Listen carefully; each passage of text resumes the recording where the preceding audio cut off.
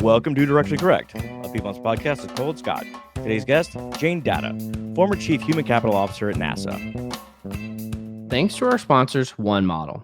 One Model helps people leaders at large organizations make consistently brilliant talent decisions by unlocking the analytical value of the data dispersed across your business. One Model's people analytics platform takes all of the heavy lifting out of data extraction, cleansing, modeling, analytics, and reporting of enterprise workforce data.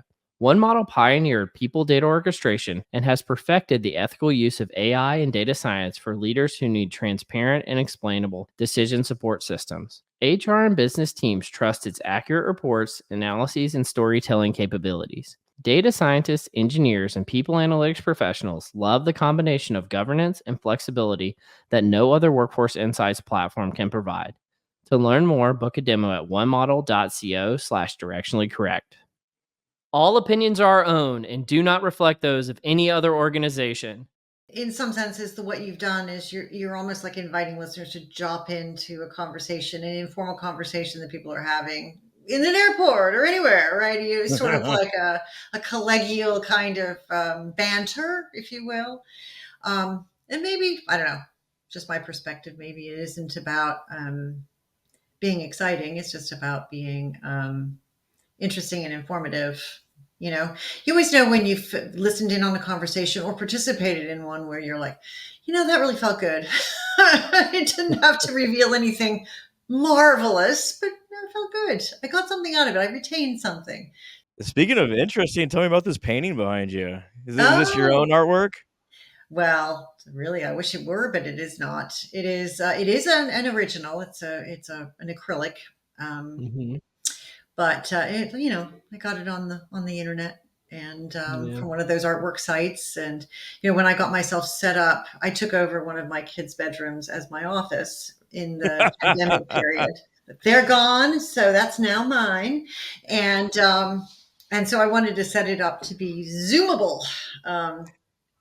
Did the kids revolt upon this? Or like, God, leaving up all my posters of oh my Michael word. Jordan or whatever?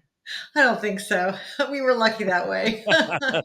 Like when my daughter went to college, my son took over her room. So in some senses, we'd sort of set it up to not be too connected to your old bedroom, right? That was already a thing before I stepped in and then took over the smaller of the two. But before we started recording the podcast, we were having a conversation about like, what does it mean to have an interesting conversation? Yeah. So what, in your mind, what makes something boring versus interesting in terms of a conversation, especially with the people you work with, what crosses that chasm? To me, it's that there is an uncovering of something that the participants actually care about. Right. We can all talk about the weather and, the sort of the pleasantries. And that's good because it helps build a picture of a person. So it's more like they become more relatable. But in the end, what makes it memorable is when you've gotten to something that matters, where someone has something to say that they want to get out and say out loud and have someone react to. And that makes it, you can almost tell when there's like, oh, this is just a sort of side issue. I don't really care one way or another. I'm just opining on it because that's where we are. But versus, hey, I've hit something I care about and I have energy for this subject. That makes it more memorable. I don't know. That's how I feel about it anyway. Does that make sense? Oh, it makes perfect sense. Well, I guess it leads me to think like, why do you care about the human capital space, or like, why do you care about workforce planning? What makes it meaningful? Well, I find it, I have just intellectual curiosity about it, right? I always have, ever since I started working in the field.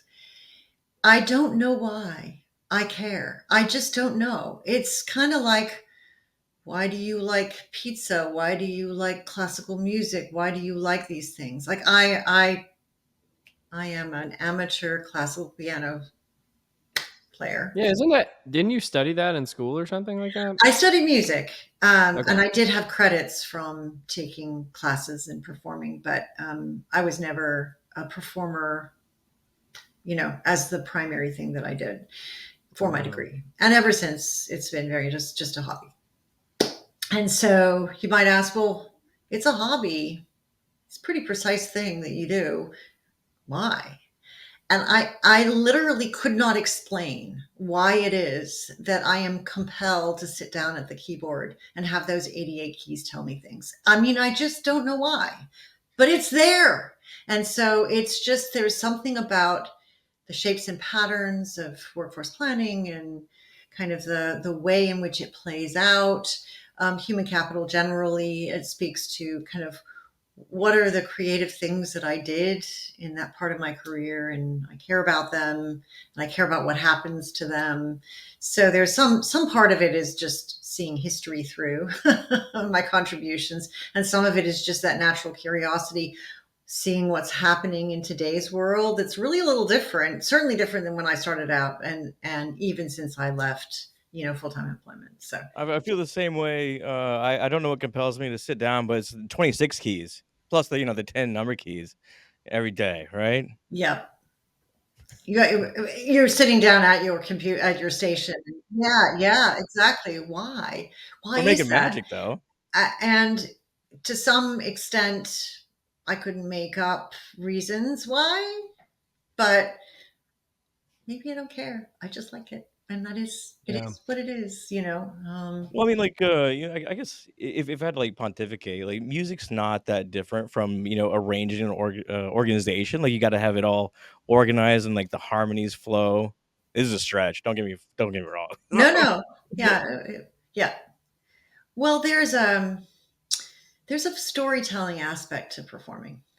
You wouldn't Hmm. think of it that way because unless it's got text, someone singing, you don't think of it like that. But when you're studying it, it's about phrases and Hmm. highlights where you're moving. Why? What's the emotion? Like a lot of times, I still take lessons. I think that you've never mastered anything, so you're always good to be a student, right? So some of the things are, okay, what's the image that comes to mind? What are you trying to convey? How does it feel to the listener, to you, when you get to this section, and why, and where's it going? So it's this sense that you are really trying to tell a story through the music, and And technique. I've heard like really high end piano players talk like or critique other piano players of like, oh, they didn't leave yes, enough sustain here, or didn't like hit the keys hard enough, or didn't let it linger long enough. yep. Yep. Oh, Yeah. there's just so much to cover in all the technical things that you do. You have to make it sound like you're not like, okay, now I'm doing this with my fingers, you know, but you have to make it sound organic, but Yeah. it isn't.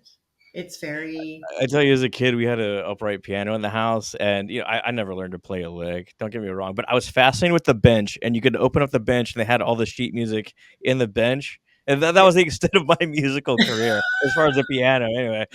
But I just found it never-endingly fascinating. yeah, Yeah. yeah. Well, I think there's something there about the harmony, the chord, the discord, the relationship, the balance.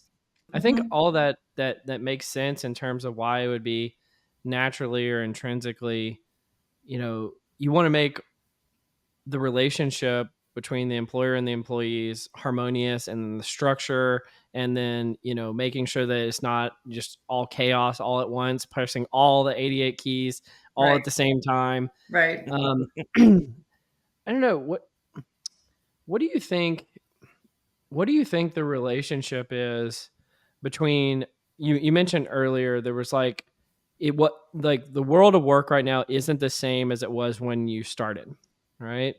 And I know prior to this, Jane, when you and I had spoken, we had talked about, workforce planning seems to be hot again, right? It seems to be very on the cutting edge again. It was in the past, and then it kind of, all these things kind of have an ebb and flow to them. What's going on right now that makes this moment in workforce planning so relevant?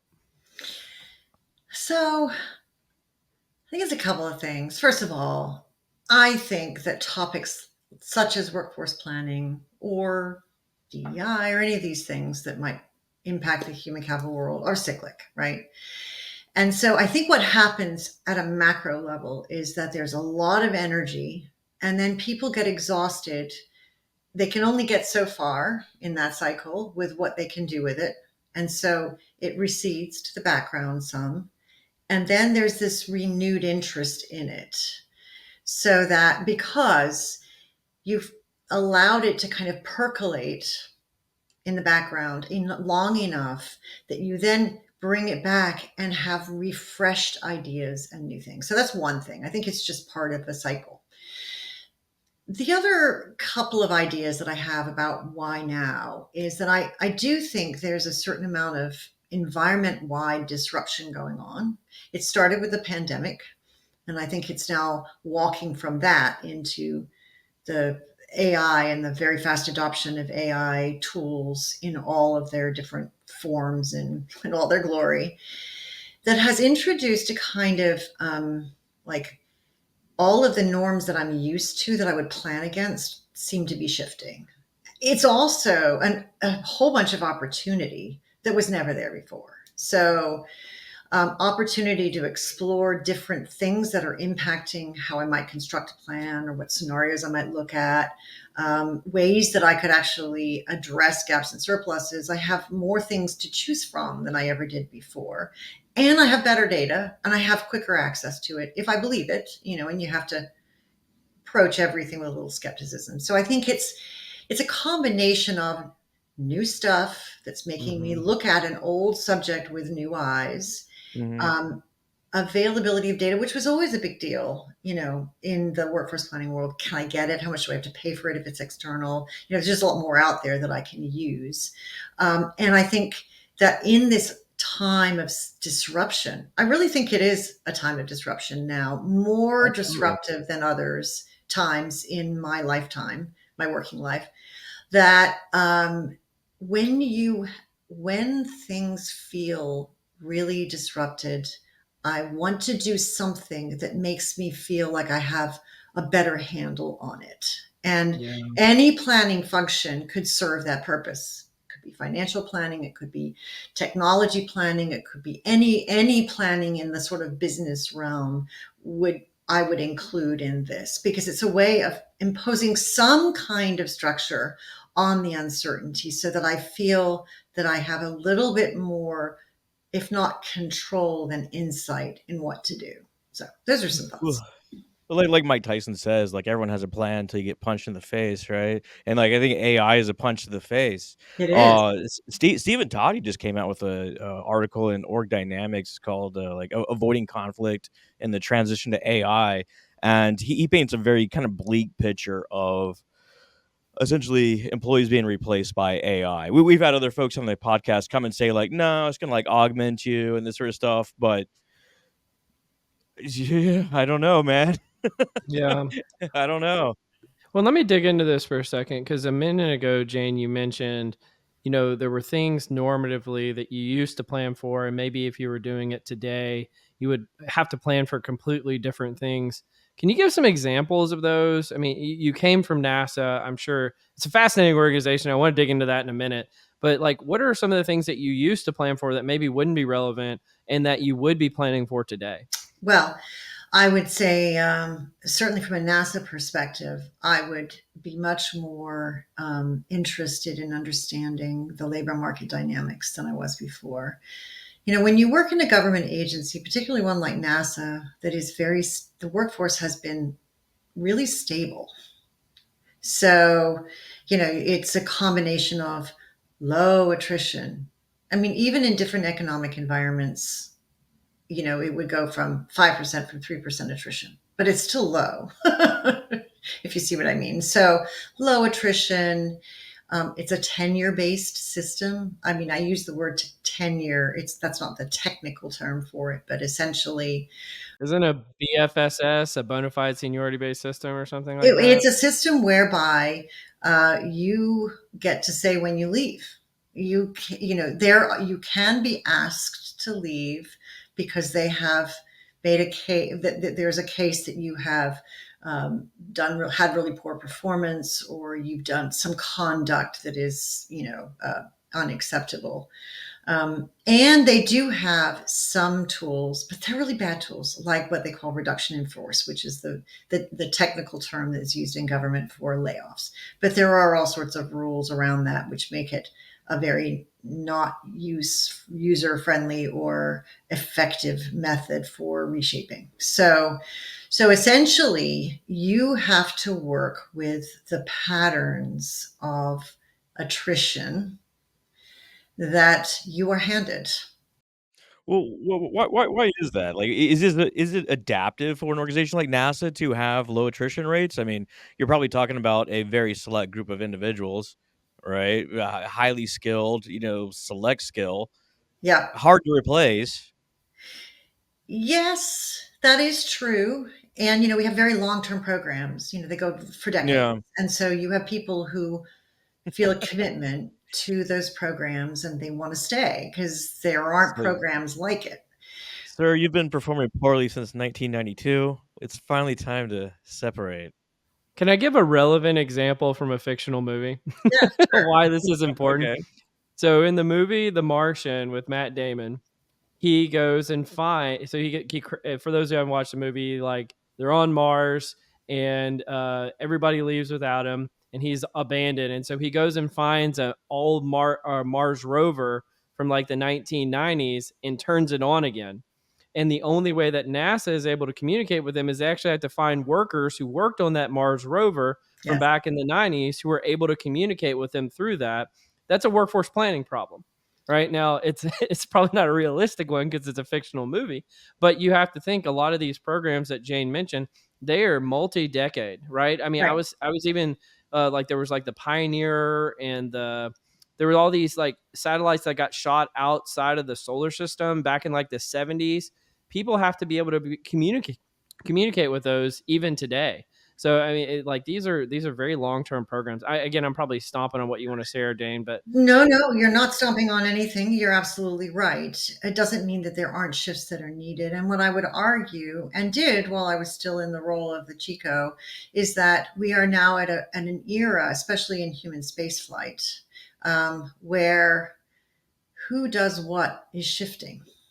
So it started with the commercial crew and cargo program and is extended into the Artemis program. But that is that in the traditional NASA world, the work that NASA was given budget to perform was performed by people in the agency and by a wide range of traditional contracting firms, right?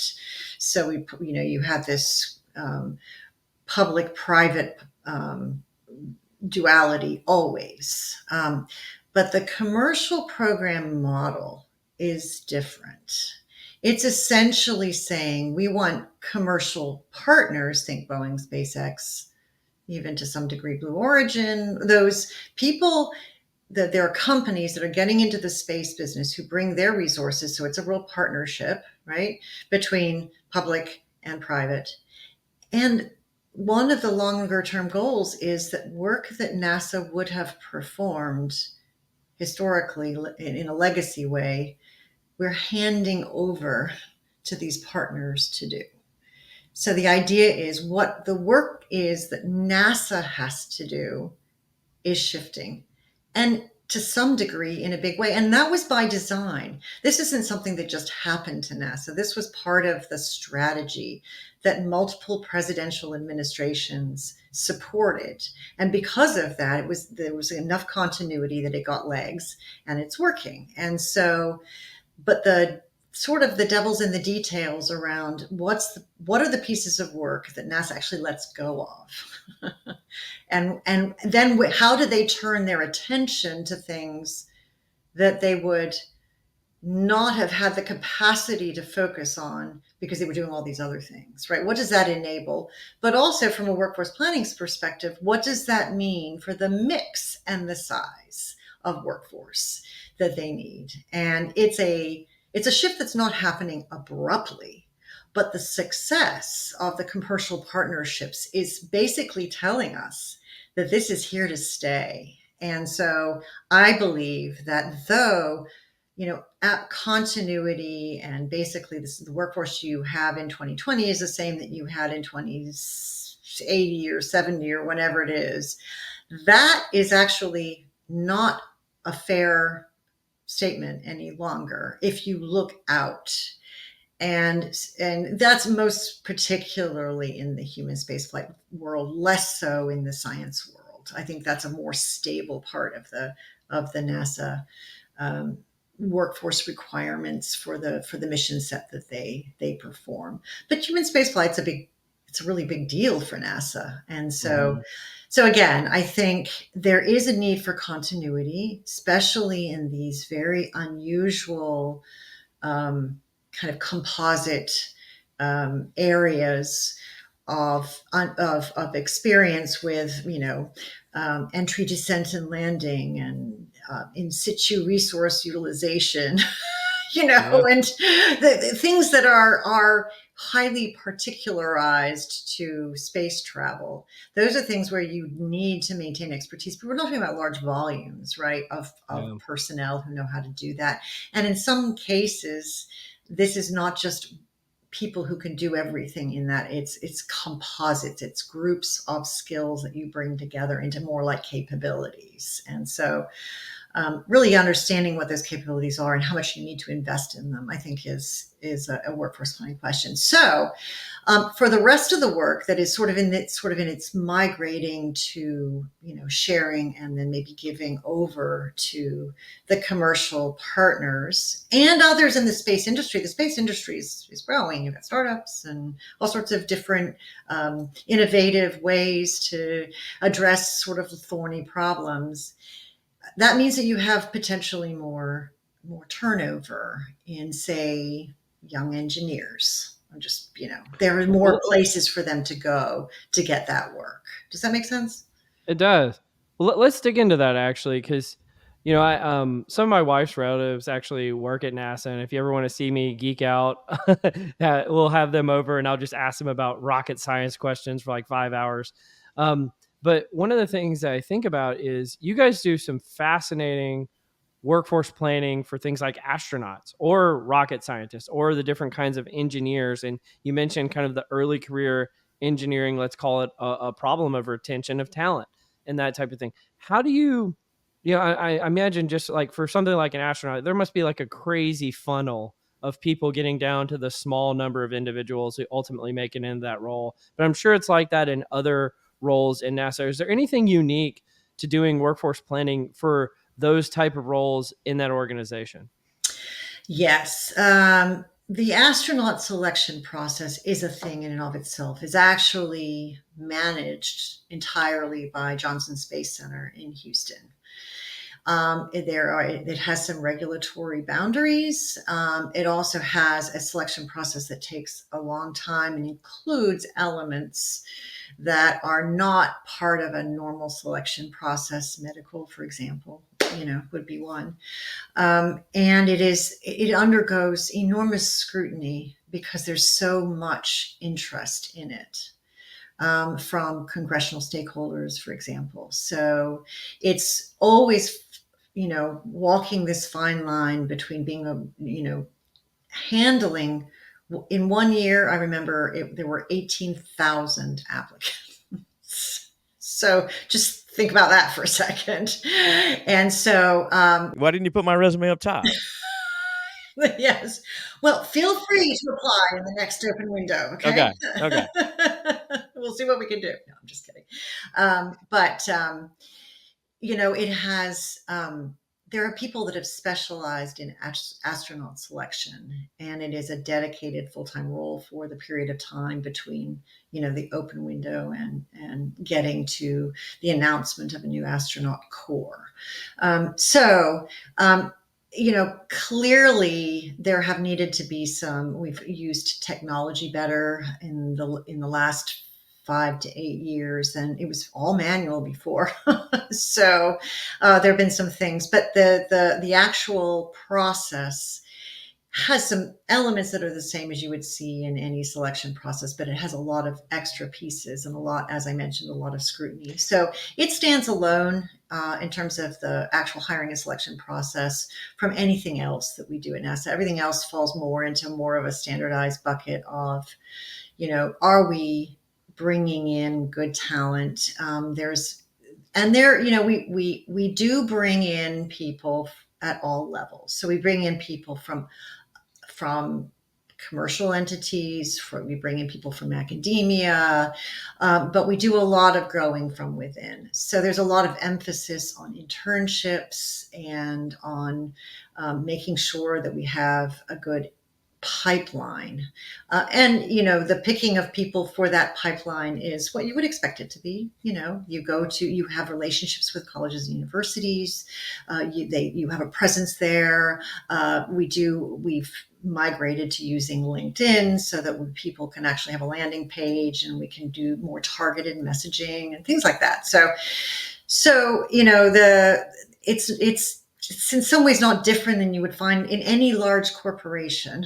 We're just trying to pay attention to those segments. I think the challenge for NASA in the last 10 to 15 years has been not bringing people in, but once they are particularly in the engineering core, and particularly at the human spaceflight field centers, is finding enough what they call hands-on work.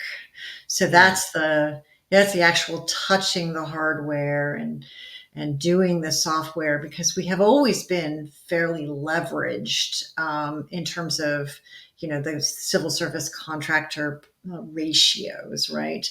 So there's a concern that if we are ceding more work to outside entities and not doing it anymore, you could certainly bring in, PhD researchers who are earlier in their career, but what about the engineers, and how do you get them to have enough experience, hands-on experience, that they know what they're doing?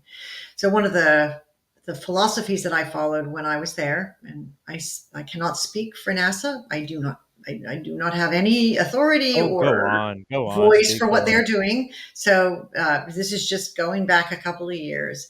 Disclaimer, disclaimer, Yes, disclaimer. disclaimer is that I promoted the idea of this porous border concept. And the porous border was, the traditional model was you bring people in at their earliest part of their career and you give them all of the experiences that they need internal to NASA, and then you grow your leaders from within, and hey presto, you have continuity and you have familiarity with all of the big programs and experience. And actually that may not be sustainable for the primary way in which we get and develop people, and that we needed to actually allow for this migration in and out. It's okay that people go and work for SpaceX for a while or go to work for a startup, and then you bring them in and then maybe they go back out again and they work somewhere So else. is this the NASA program in Montgomery, Alabama? When I was a kid, I wanted to go to this NASA training camp, get me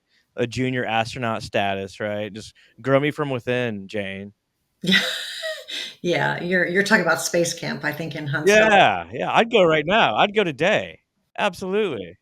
Then that is, I mean, getting the youth of today excited about. I'm a youth. Yeah. I know we all are. We're in our No, inner you're not. kids, right? Getting people excited about space is still. It doesn't matter what model you use. How hard is that? I mean, come on, hey guys, we're NASA. Yeah. I mean, the NASA has an amazing brand. Yeah. How do you select astronauts in teams? I mean, you're talking about a situation where you could be up in a little capsule the size of a small school's bus for 8 months at a time, in a situation where a coworker could legitimately turn over to talk to someone else and say, it's your fault that we're all going to die. That's not out of the realm of possibility. And you need hardcore communication, trust, high intelligence. Of course, that trumps everything. Is that how astronauts are selected, or is it just individual? We're just cream of the crop. I don't know how this works. So what I'll say is that the interpersonal skills of the applicants is a really big deal. It's not just technical skills. They have to be able to get Absolutely. along. Well, you and I are out, Scott. Sorry, man. Jane raises a really good point. Like, if you're gonna be stuck somewhere, you hear about the like rock bands. Like they used to fight and break up because they'd be in a bus Yeah. across the country, and they just like you gotta like the person you're with. So like, yeah, if you're up in the space shuttle, you definitely have to be able to. You gotta be cool.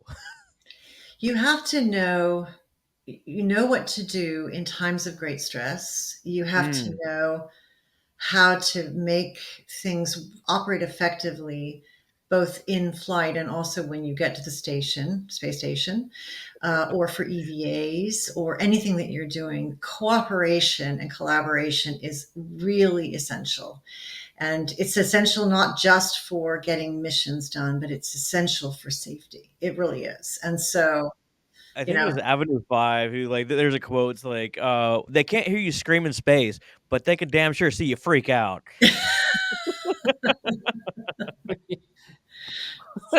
Well, Jane, I want to come back to something. So you mentioned the concept of the porous border, all yes, right, and the ability to go back and forth. yes. And you know, we've seen tons of stuff lately about skills based workforce planning, deconstructing jobs, the kind of challenging the traditional model of roles in the first place. And how does that play a role in what you're describing in terms of this porous border between what's going on here? And why is that even a relevant topic right now in your mind? Why is skills based relevant? Yeah. I would say that we didn't focus on skills based workforce planning when I was there. I would describe the workforce, we actually established a workforce planning function at the agency way back when. I'm really going to age myself, but back in the early 2000s. Um, and the three types of workforce planning that we kind of codified for our environment were strategic, programmatic, and operational. So, and the characteristics of those, each of those layers is probably self-evident, right?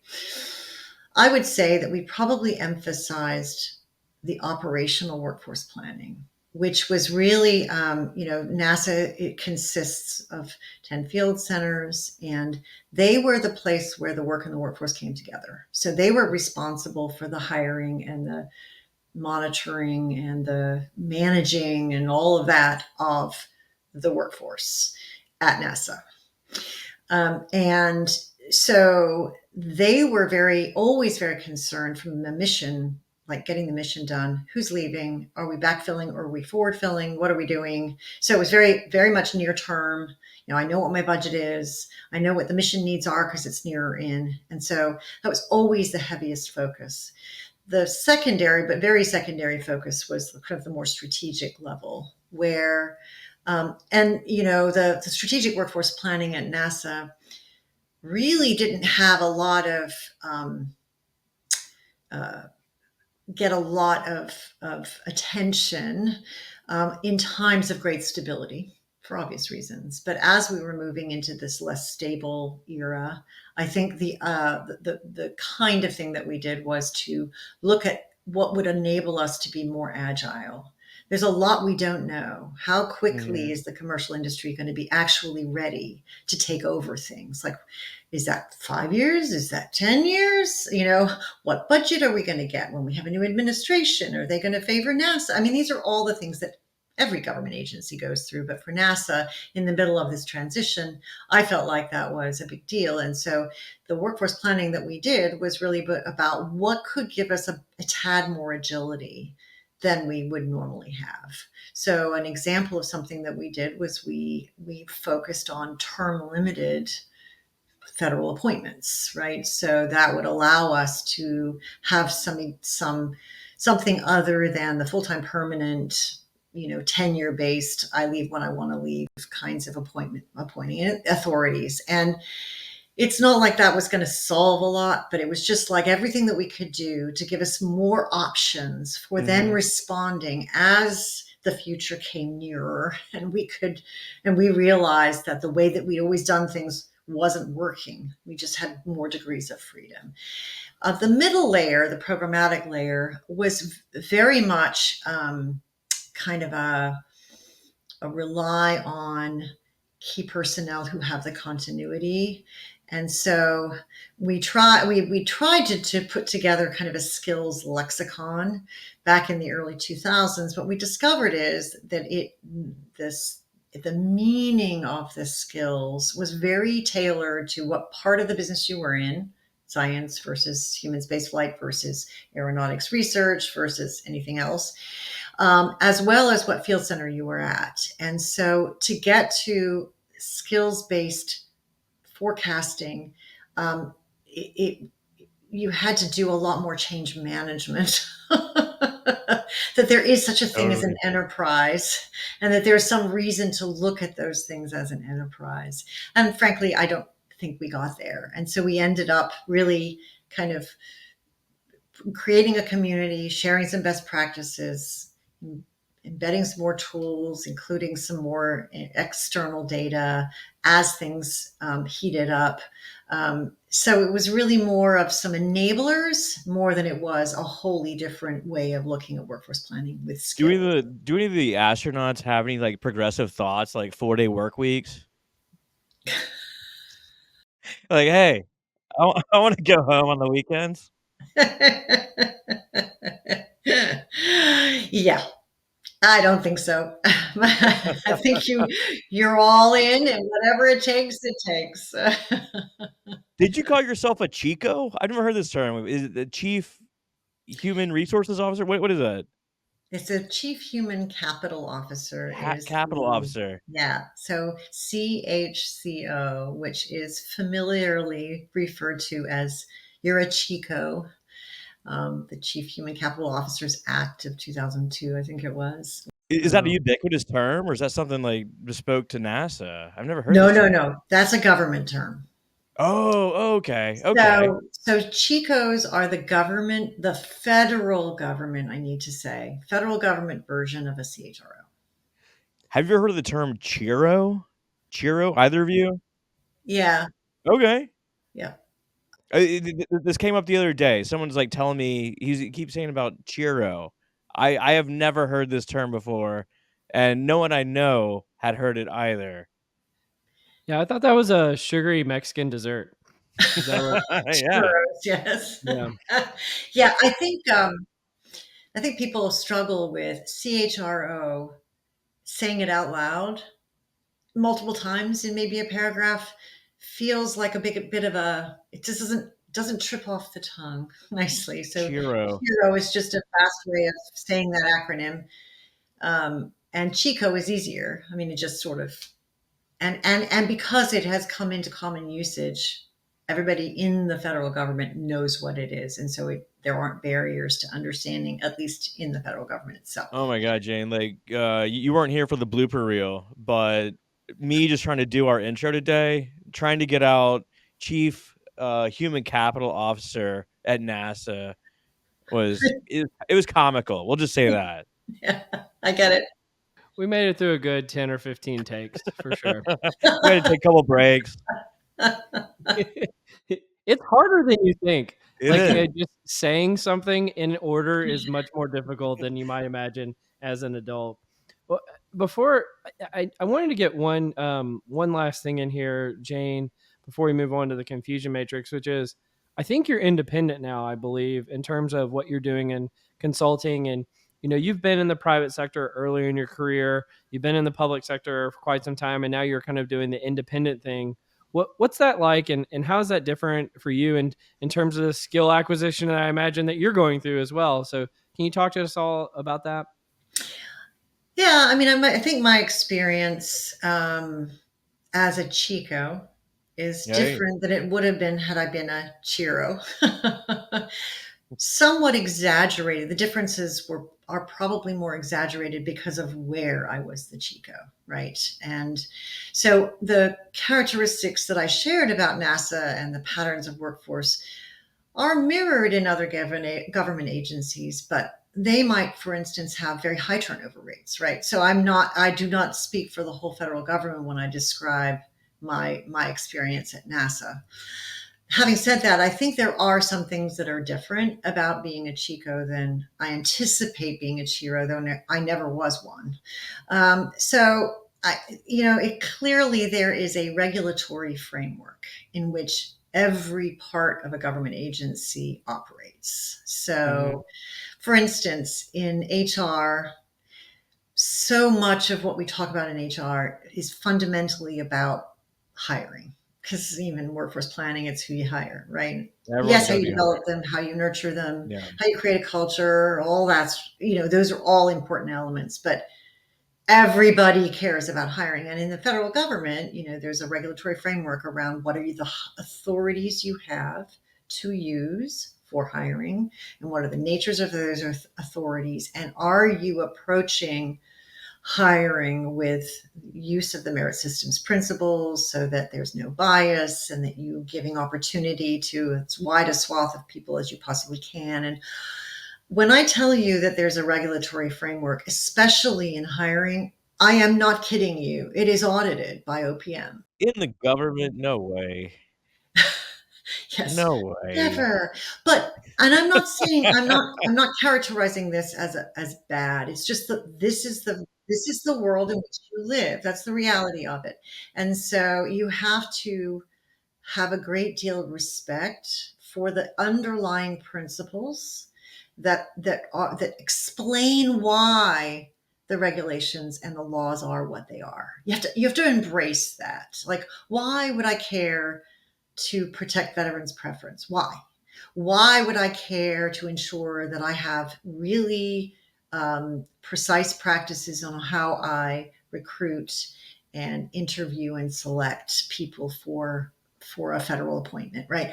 Why do I do those things? What are all of the philosophies that underlie that? Which, yes, a Chiro, by contrast, would certainly care about not running afoul Of of course. laws, discriminatory laws, for example.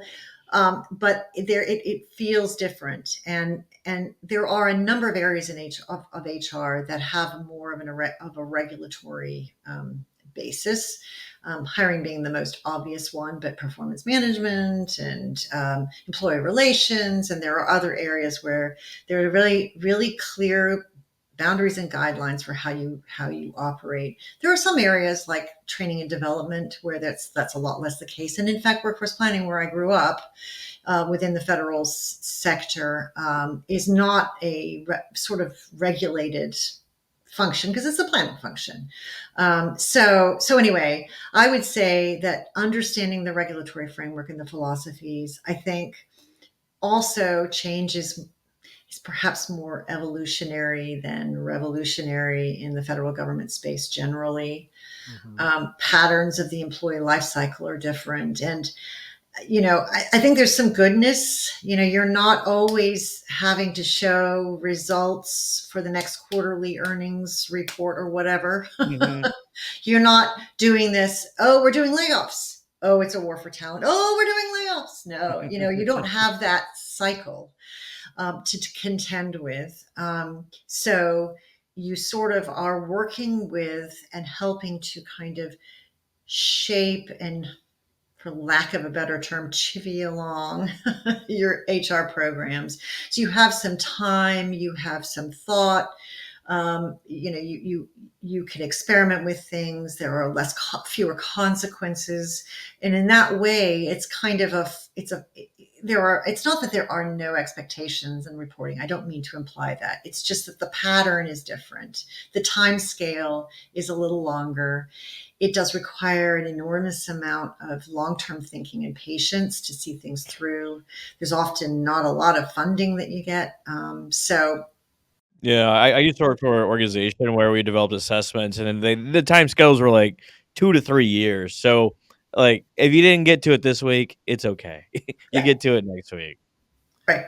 And the one thing that I sort of regretted is that the legacy tech footprint is Mm. generally not modern in Oh, most yeah. agencies, and it is hard with the way things work to shift that. And if you looked at all the business functions, I would say HR wouldn't necessarily get the love before others, depending upon where an agency is and what its key issues are. Maybe it would, but having enough sustained funding for really changing your tech footprint is hard. So. Yeah, that in itself is its own workforce planning challenge, is just having people who can service the legacy tech because you had to build it yourself.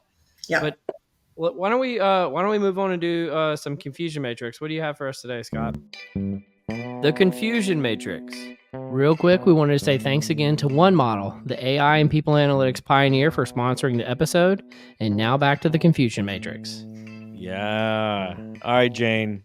I don't know why, but I started fixating on high school the other day when I was like trying to write these out.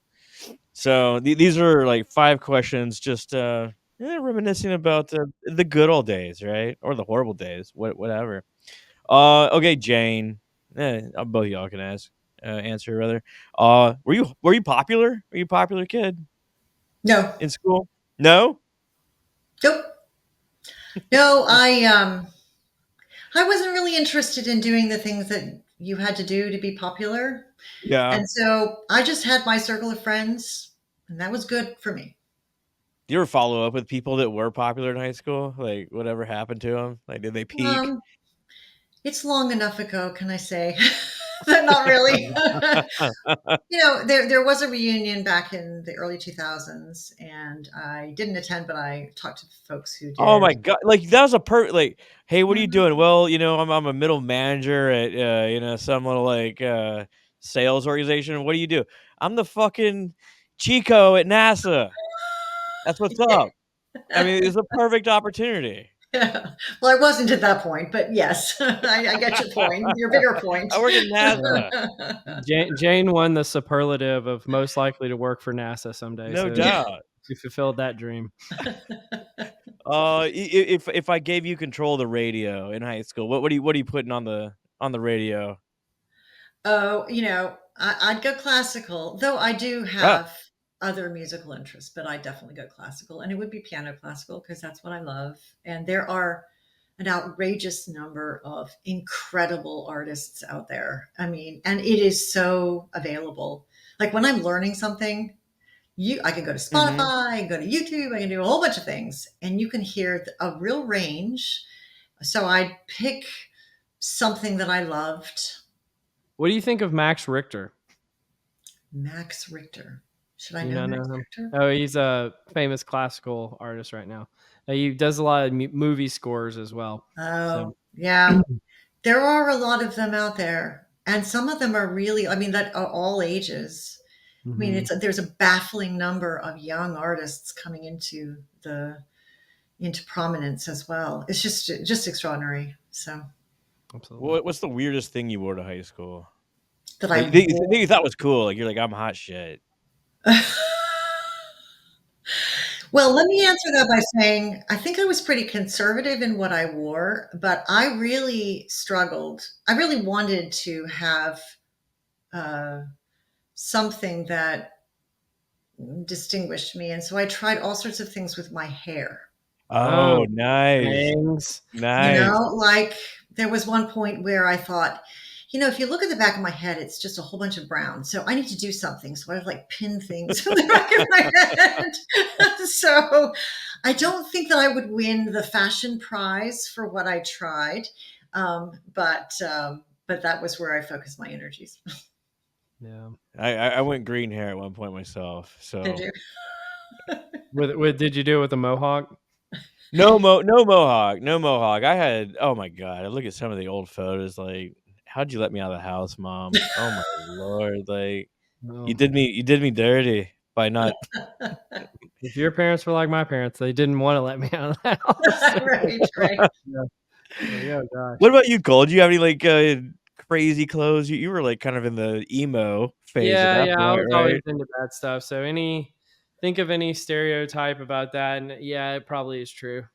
So I don't know. It's very embarrassing in retrospect, or Do y'all cool. have any like weirdest moment in high school? Like just crazy thing that happened? Weirdest moment. Or like something that sticks out from that time period? Yeah. I don't know if it is a good example of what you're asking for, but I'll share it anyway. Sure. Name names So, too. one of We the love. clubs that I was in was something we call forensics. And to this day, I don't understand why the club was titled that. But anyway, what it was poetry and prose reading Oh. competitively. Oh. Oh. And Okay. so you would go to these meets and you'd prepare your selection, and then you would get, you get feedback and you get a Yeah. rating, and someone would win. So, and I Did remember, you win? pardon me? Did you win? I did. Uh-oh. There you Yeah, I go. won the state, but before, I don't know if it was before or after that, we were in a regional competition, and I brought a selection that included a four-letter word. Oh. Oh. I think it was damn, but anyway, just. I mean, it wasn't extraordinary to our modern day ears, but and there was a somewhat It's a little risque for high school for sure. well, yeah, and I think the venue of where the regional competition was held was conservative, can I say? Ah, yes, yes, yes. Yes, yes. And I can remember I was I was knocked out of the running, and Oh, some of them wow. believe that was because I had picked a In instant selection. elimination.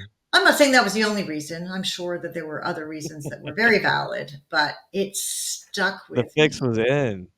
Like know your audience. That's what I learned from it. Not don't read Mm, mm. selections that have bad words in them, but more have some sense of where you're going and what would resonate with their audience. And that stuck with me all of these years. That is fascinating. I mean, and like my reaction under probably the same circumstances would have been to rebel even further, but that probably shows the differences between us. So that's really fascinating, Jane.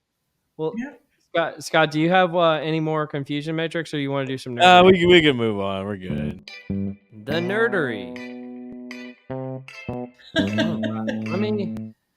Well, I think I will say that your weirdest moment and mine are different in the fact that a guy just lit up a cigarette in class and like walked out the door and like out the front door of the high school and nothing happened. That was it. Wow. Like nothing happened. that's kind of like a Ferris Bueller type of moment. It seems like almost, or I don't know.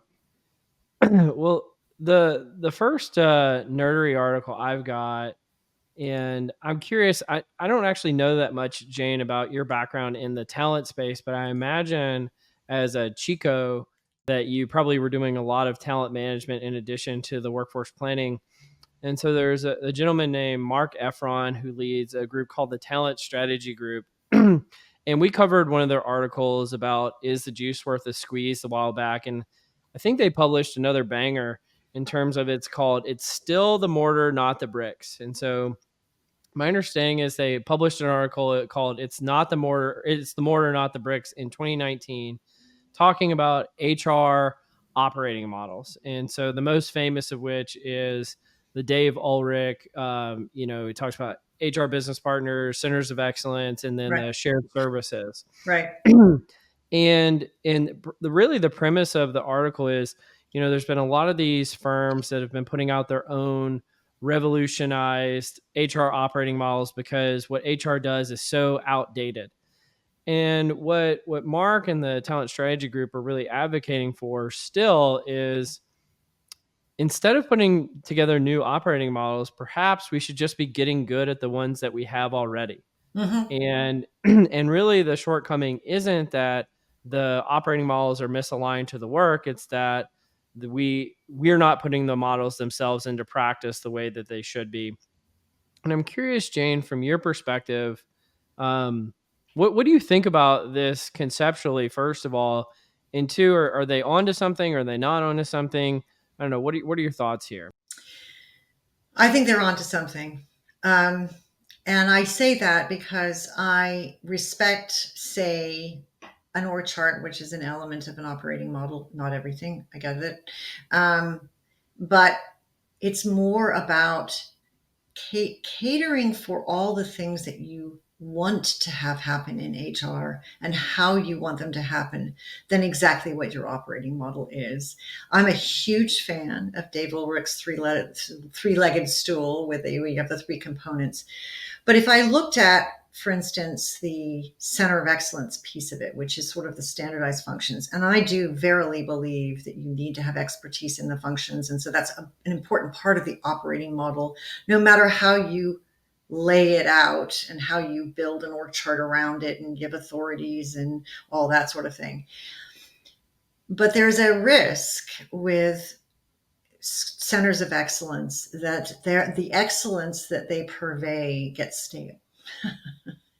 And so there isn't an easy way to ensure that they're always reaching for what they need to do to stay current, to take advantage of things that are now available.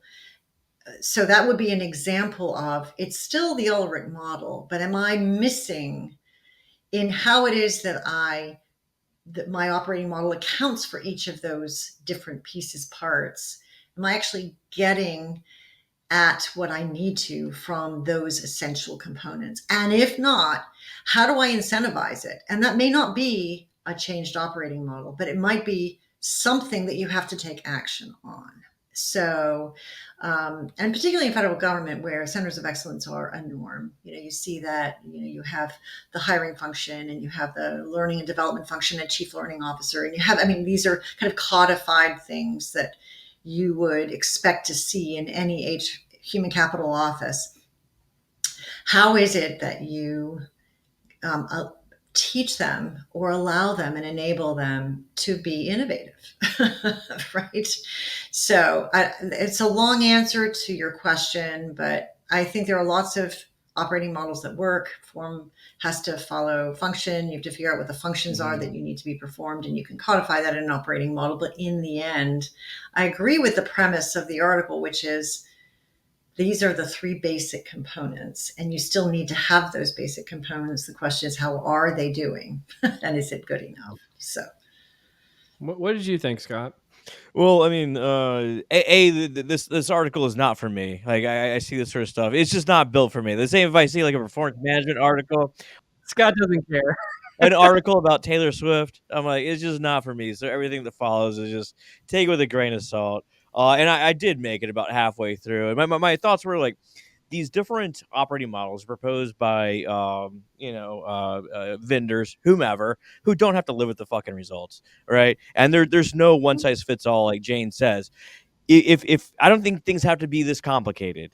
Everything should start with the mission, vision, strategy of the organization, and then everything should flow from there. There's not going to be a good operating model for everybody that works the exact same way. It's all going to be different, and that takes a lot of forethought and self-reflection, etc. But that's how I would suggest it for a guy that says he don't give a shit. So that's me. Yeah. Well, I think there's a little truth in what you're saying about, the whole consulting model is create the problem and then create the solution to the problem that you invented.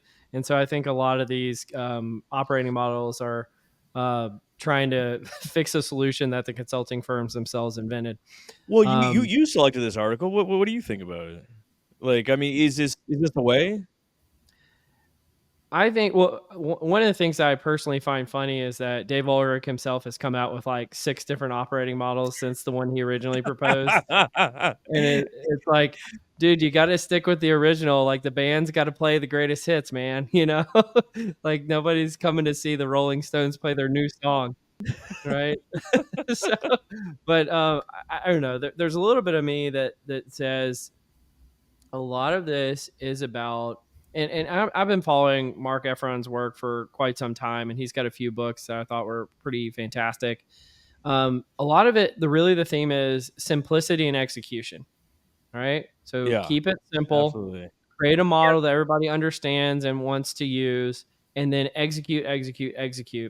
And I think what a lot of times HR does is the exact opposite, where they overcomplexify and they want to pontificate or iterate or what have you, and they don't have the execution focus, and it's too complicated. And so I think that's really where my head is at when it comes to how to do these things. But it seems like this topic may be getting a little boring to you guys. So, Scott, do you have an article about boredom that you want to talk about? Dang, that's a solid transition, dude. I know. I've been Super working on it. solid. This one's called Fast Forward to Boredom. It's a journal of experimental psychology, which, hey, that's pretty cool, man. Big time. But we all experience boredom. Cole saw my face a while ago, and we are talking about structuring organizations, and he could sense it there. One way we commonly alleviate boredom is to turn to our phones, right? We're all guilty of this. And we think that's going to alleviate our boredom, but maybe not. These researchers tested whether switching digital media, so you're talking like YouTube videos or TikToks, whatever, actually alleviates boredom. They did 7 different studies. It was all pre-registered. Cole loves that. And it's quite a lengthy article. I made it a little way into it anyway, through a few of the studies. Well, But it's 7 the overall studies. I mean, results come suggest on. that. What's up? I said, I mean, it's Oh, 7 studies. It's like, come on. Do you want me to just quit? This is one of the. I almost guarantee it was either someone's like dissertation, and like the professor kept saying like, keep going, or the journal was like, you need another study here before you finally get published. But the overall results suggest that board participants did switch videos. 2, they believe that switching videos would alleviate the boredom, but actually switching videos, and that they engineered these videos to be either interesting or boring, led to greater boredom. So actually, like, trying to constantly switch actually led to more boredom overall. Mm-hmm. I think this is the story of 2024 in a nutshell, which is everybody's on their phones. They Yeah. think it's going to help Yeah. them not be bored. And then all it's doing is actually creating a feedback loop to make them more bored. I love seeing this when you put it out there, Scott. I was like, this tracks. This is so good. I didn't need 7 studies. I could have done it with 3. This is so good. I know, Jane, what do you think about this? Like, is this relevant for your life or for the lives that you see out in society? Absolutely. I think it's relevant for people who are in the middle of their careers, early in their careers, after their careers are over, certainly our children. And I think that boredom is not in and of itself a bad thing. I mean, when we were young, I remember sitting at home and yelling to my mom that I was bored. And she wisely did nothing to alleviate my boredom or to make me feel better about it. What she did was she left me to my own devices. And lo and behold, I found things to do and stopped being bored. So it required me to find things that I didn't mind doing, either alone or with others. And from there, I found what I actually wanted to do. And then that helped form who I was. And so I think boredom plays a really important role in the lives of our children as they grow, to learning to deal with boredom, because it is nature's way of getting you to understand what you want to do yourself and fix it yourself. And I think that that is also true as you go into adulthood and into a career. Being bored in a job for a while might tell you something about what you need to be doing. And that could include switching roles or switching companies or switching your life's purpose or whatever. But in the end, we will remember and feel satisfied by those things that we are truly engaged in. So if you look at like when the Mars rovers land on Mars and they have pictures of the teams, celebrating the fact that they've had a successful landing on Mars, that there's something that is otherworldly but you could feel it with them, right? Literally otherworldly. I mean, it was otherworldly, but it was otherworldly on Earth, meaning this sense of such deep purpose, like experiences that Yeah. you remember until your last breath. And that's the ideal. The ideal is that you're connected to things, whether it's at work or in your outside of work life, or as is the case with me, I'm sort of semi-retired, right? I am I'm not a full-time employee anywhere. I dabble. What I'm trying to do is to figure out, well, what I don't want to be bored, but I know that a certain amount of boredom is necessary for me to then sift through all the things that I could do and decide what it is that matters the most. Well, there's a reason why like shower thoughts are a thing, right? Like that's like the one time, well, not it depends on the person, but it's a time where you're not inundated with stimulus, right? Right, right, Stimuli. right. Yeah. I feel like the modern parenting advice that comes from this article is you better watch that YouTube video all the way to the end. You better not Watch it switch in all. the middle. We're in this household, we watch YouTube videos all the way through. Have you ever gotten someone like on like a no roll? Like you ask them to do something, they're like, no. Well, how about this? No. How about this? No. And like you can even ask them something like that would benefit them, and they'd be like, no. It's like, oh, you're just like caught up in this no roll. I kind of I feel the same way about like videos. We're like, no, no, next one, no, no, nothing's gonna satisfy me. Yep. Yeah. There's probably a lot of truth in that, actually. Well, Jane, you were talking about, what it's like, you're not in a full-time role right now. So I don't know how relevant this one will be to you, but we've got an article about why starting a new job feels so awkward, which I think probably some of the wisdom in here probably applies to life changes and career changes and that type of thing too. But this is from a Harvard Business Review article. And um, one of the things that they talk about in here is they say your prediction engine fails, right? So you start a new job, and in your old job, you're able to predict kind of with a pretty high likelihood what things are going to be like, how people are going to act, what people are going to say, and what this lack of your ability to predict that creates anxiety. And one of the lines in here I thought was really interesting because they kind of tied it together. They said, it's the same reason why foreign travel is often more fun in retrospect than it is in the moment. Is because in the moment you're feeling a ton of Stressful. anxiety, but after the fact, your prediction engine is working. They also say you don't know the language of the business necessarily. You don't have your squad yet, i.e., your group of friends, and that's what makes switching jobs, a little bit more difficult. I don't know, Scott, does this track for you in terms of switching and what you think about why starting a new job is awkward? Yeah, I mean, like squarely, it's the cognitive load, right? Like everything's new, everything that they covered. So like you got new tools, new people. Like you don't know who the power players are, or who you can really trust. Like who can you like just kind of like be real with? Who can you not? It's funny going to a new organization. Like they act like they invented everything, or like how the data structured and everything. Like you wouldn't know like specific intricacies of it. Um, I mean, like combine that with like you probably lied to them in the interview process, and they probably lied to you in the interview That's a process. notch. And you're trying to like fake it till you make it. Like there's all sorts of shit going on. You don't even know where the bathroom is in a lot of cases. Like, yeah, there's a lot going on to start a new job. Absolutely. I don't know. Does this track for life transitions that you've gone through, Jane?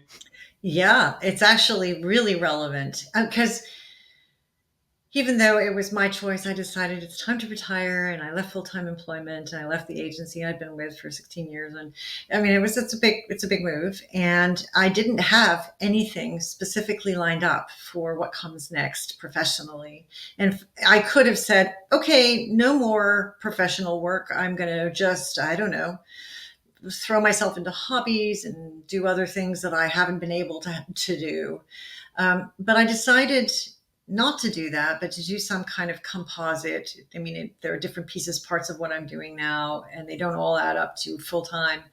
But what resonated in the article with that transition for me was this idea of being a little anxious and actually a little uncertain. And you'd Mm. think, oh, after all these years of working in various different places with lots of new starts, surely that was easy for you. But actually, it isn't, because so much is contextual. I knew how to do HR when I was sitting in NASA because I learned it there. But if I did Absolutely. HR somewhere else, would it be the same? And I have found that I have to be. There were really three things that I've been purposeful about doing. one, which they mentioned in the article, is create a set of allies. I don't know if they use the word allies, but that's I think really. they actually did. Yeah. And so I actually literally created a list of people that I wanted to stay in touch with, that most of whom came from my NASA experience, but not all. And so, and I would have coffees and I'd have virtual chats, and it was largely just social. It wasn't, pumping them for stuff. That's not me. But it was the idea of having a community in this segment of my life, which required me to So really important. be deliberate about it, right? Yeah. The other thing was going back to being a student again. Whenever you start a new job, however senior you have been, there's always stuff that you don't know, and you have to be willing to feel a little foolish sometimes, right? Yeah. And feel it's uncomfortable. Some of what you have to do is uncomfortable. Like, geez, did I work for all of those years to that now have to be doing this thing and feeling uncomfortable about it? And the answer is yes, you do. And actually, it's okay. There's like a self-forgiveness part of this that they didn't speak to in the article, but which is, I feel like, forgive yourself for feeling anxious and insecure. It's okay, Yeah. So, right? It's not like you're a bad person or you failed or somehow you're different than everybody else. It's not true. And the third thing that I thought of in reading this article and applying it to where I am now is this idea of being willing to try things and saying yes. So I kind of walked into my semi-retirement and said, if things come my way, unless there's a good reason to say no, I'm going to say yes. And so you ended up on this podcast. like this. No, I'm just kidding. Yeah, Um, exactly. So anyway, and that is, I think it's paid off for me in that I think I've a year or and a half. How long is it now? Yeah, a year and a half later.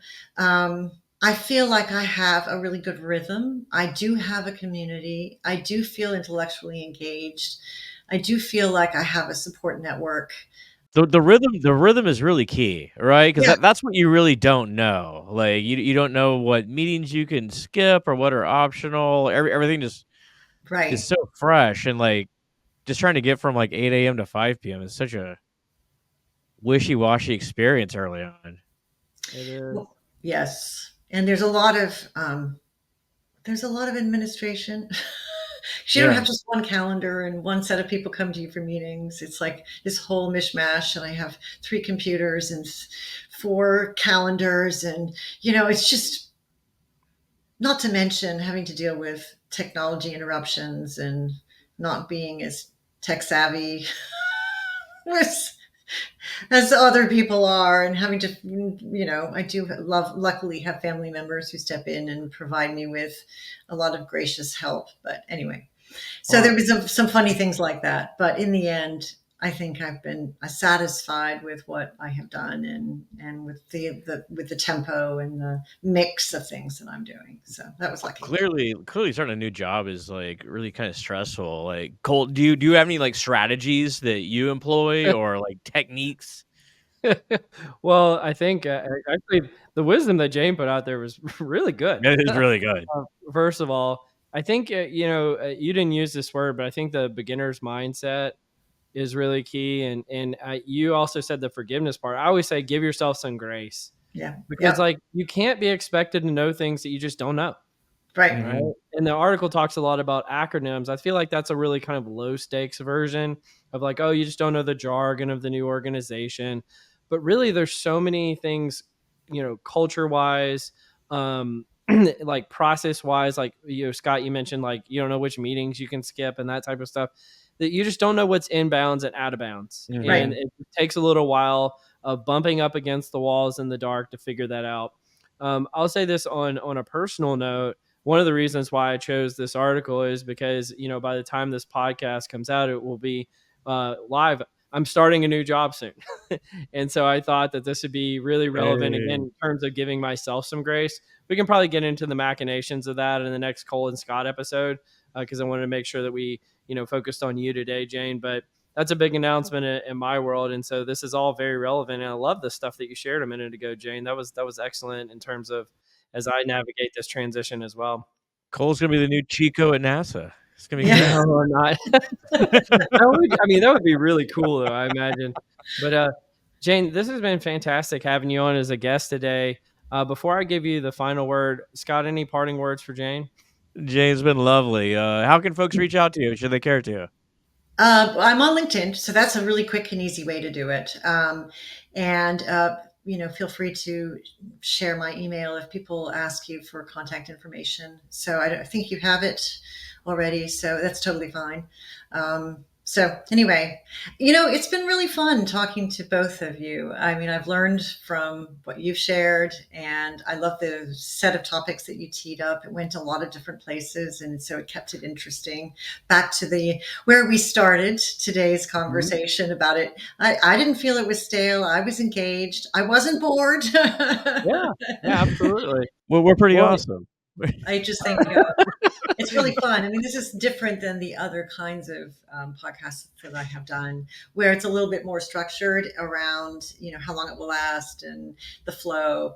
And so this was just a novel experience, and I enjoyed it a great deal. So thank you. Well, I appreciate that. Well, and I'll tell you this: if you're listening, if you reach out to Jane, she will say yes. You heard it from her earlier, so please reach out to her. She's already committed. But I'm pre-committed. Jane, you're a fantastic leader in this space, and I really appreciate you.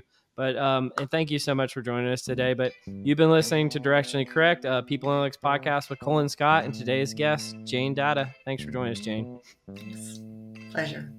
Directionally Correct is dedicated to you, our listeners, to help educate and entertain you on how to effectively do people analytics.